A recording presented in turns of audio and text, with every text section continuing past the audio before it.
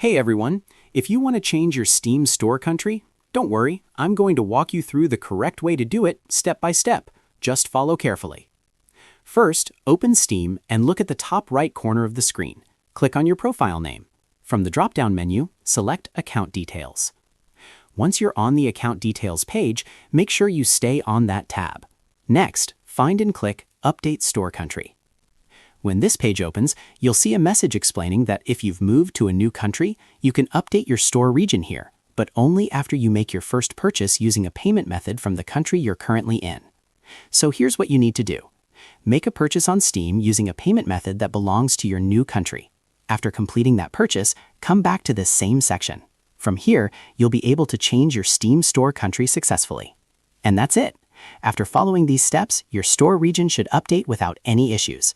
If this helped you, don't forget to like the video and subscribe for more quick tech tips.